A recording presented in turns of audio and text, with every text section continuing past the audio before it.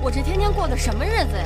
你看你给我找的破地方，什么楼呀？注意看，这个女孩叫小美，她刚走进一个老旧电梯，就在电梯门要关闭的前一秒，一只戴着黑色手套的大手伸了进来，接着一个一身黑衣、大晚上戴着头盔的神秘人走了进来，手里还拿着一把雨伞，站在电梯里一动也不动。小美虽然有些害怕，还是按下了3楼的按钮，头盔人还是没有动作。很快电梯就到了3楼，小美匆忙地走出电梯，可刚来到家门口准备开门的时候，那个头盔人又跟了过来。小美一脸的惊慌，可头盔人却缓缓地拿出了钥匙，原来他就住在隔壁。小美也不敢多问，急忙打开房门进了屋，然后死死地锁上了房门。接下来她又发现家里好像有被人翻动过的痕迹，衣服上还有一些好像不属于自己的毛发，她感觉一定是隔壁的头盔人干的，于是就直接敲响了隔壁的房门，对着里面大吼道：“我知道是你个变态干的！”还说自己马上就去报警。接着小美就又回到屋里，打开了电脑，准备查看一下监控，可忽然门外又传来了敲门声。小美小心翼翼地打开门查看，却发现了一个可怜兮兮的小女孩。圣母心泛滥的她立马上前询问小女孩：“怎么这么晚了还不回家啊？可是大姐，你怎么不关门呢？”当她再次回到家里继续查看监控的时候，却发现就在刚刚，那个奇怪的头盔人竟潜入了家中，而且就躲在身后的角落里。小美颤颤巍巍地回过头，头盔人果然就站在那里。只见头盔人缓缓地掏出了一根铁棍。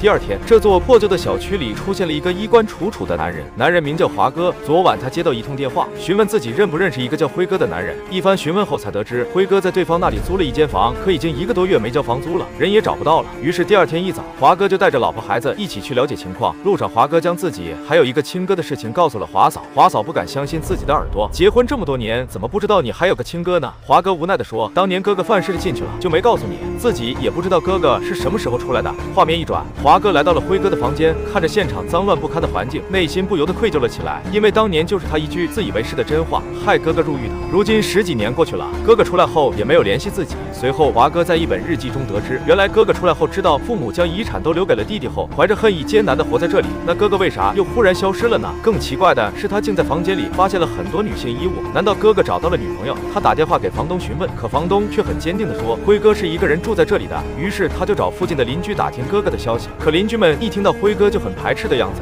华哥一脸的纳闷，忽然他发现每户人家的墙上都有着奇怪的标记。敲开了几户房门后，华哥确定方块代表男人，圆圈代表女人，三角形代表孩子，而标记刚巧记录着每户人家里的人口数量。哥哥家门口也正是一个方块。奇怪的是，下面还有一个对勾。就在华哥百思不得其解的时候，在小区外等候的华嫂和孩子却出现了点状况。女儿想要玩路边的游戏机，就在华嫂去车里拿硬币的时候，一转头女儿却不见了。四下找了一圈后，却发现女儿又回到了车上，前面还坐了一个疯子。无论他怎么敲打，疯子也不肯打开车门。好在一个好心的大姐用电击器威胁，这才救下了女儿。事后，这个好心的大姐还邀请他们一家3口到家里喝茶。可当华哥问起哥哥的事情后，大姐忽然就像变了个人似的将他们赶了出去，还让华哥捎话给辉哥，让他不要再偷窥他们母女俩了。这下华哥更疑惑了，只好让华嫂带着孩子先回去，自己要在哥哥的房子里等哥哥回来。可一夜过后，不但没有等来哥哥，自己的手机、钱包以及门禁都不见了。与此同时，华嫂正带着女儿回家，在车库里却看到了一个奇怪的头盔人。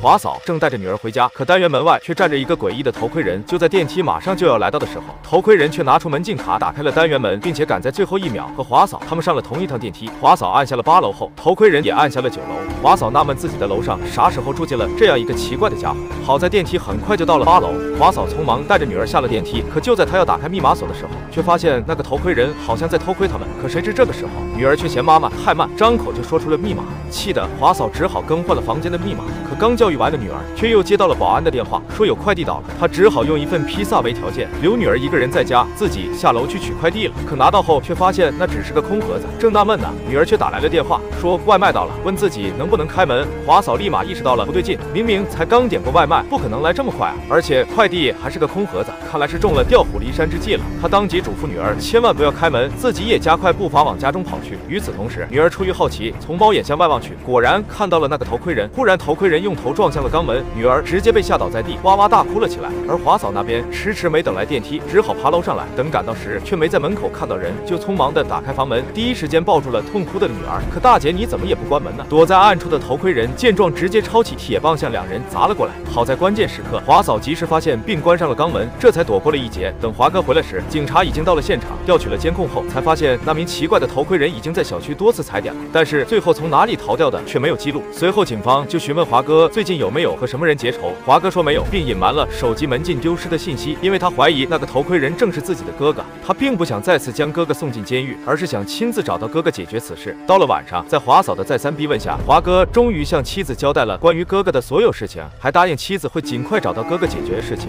于是第二天，他就再次来到了哥哥的房间，仔细搜寻了一番后，竟在阳台发现了一个暗门，是通往隔壁的。他怀着疑问从前门出来，可忽然一个精神小伙跳出来偷袭了他。一番扭打后，平静下来的二人回到了哥哥的房间里。华哥这才得知小伙的女友1个月前也失踪了，刚巧又看到华哥从房间出来，还以为华哥是女友的新欢呢，这才动起了手。关键的是，小伙给女友的信用卡最近还有消费的记录。就在两人一脸疑惑的时候，忽然那名头盔人又出现了，可下一秒就转身从暗门逃走了。两人匆忙地追到隔壁，却连个人影都没有。华哥打开衣柜寻找，却在里面发现了一个被保鲜膜包裹的尸体，死者正是小伙的女友。就在小伙惊讶的时候，头盔人忽然出现，一棒子打晕了小伙，接着华哥就和头盔人扭打了起来。在有所准备的情况下，头盔人并没有占到上风，华哥拿起一把匕首防身。头盔人见情况不对，便转身跑出了房间，华哥紧随其后，可忽然又被头盔人偷袭，匕首也掉在了地上。好在华哥这次占了上风，就在他要摘掉头盔看看对方的真面目时，头盔人竟摸到了那把匕首，一刀刺在了华哥的大腿上。受伤的华哥急忙起身逃走，最后成功躲进了最开始时遇见的那个大姐家中。大姐不在家，只有女孩自己。华哥包扎好伤口后，询问女孩有没有手机，自己的手机在刚才扭打的时候又丢了。小女孩点点头。华哥跟着小女孩来到了一个小房间，可眼前的一幕直接让华哥亚麻呆住了，里面摆满了各式各样的手机、钱包、手表以及洋娃娃等。小女孩随手拿出一部手机给华哥用，可她不知道这正是华哥的手机。华哥好像明白了什么，吓得瘫坐在地上，可一抬头却在旁边的衣柜中看到了被保鲜膜包裹着的哥哥的尸体，惊慌中完全没注意到头盔人已经再次出现了。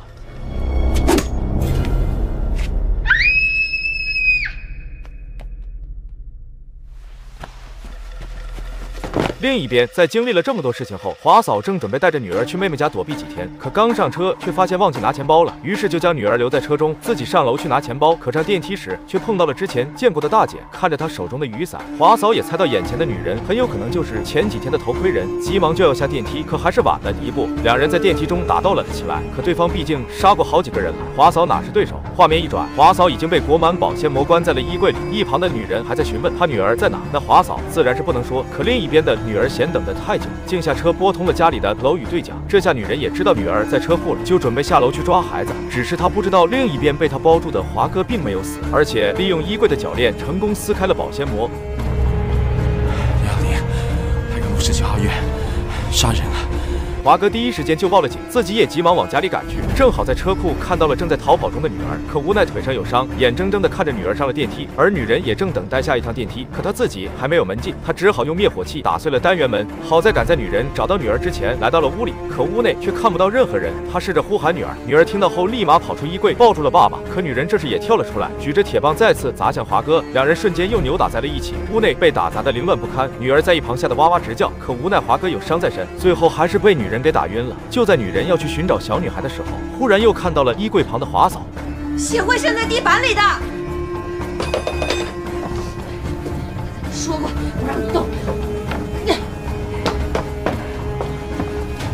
我留下去！你们怎么那么讨厌啊？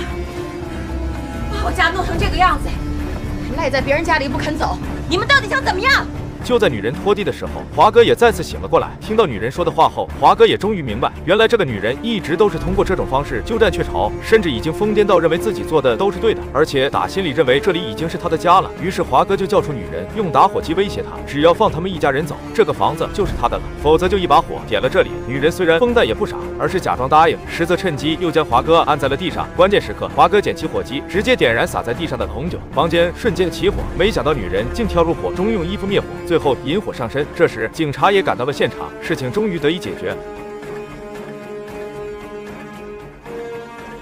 华哥给哥哥找了块墓地妥善安葬，自己也又换了一所新房子，只是到最后都不知道这个女人到底是从何而来，从何时起开始用这种方式强占他人房屋，甚至连他的女儿都不知道。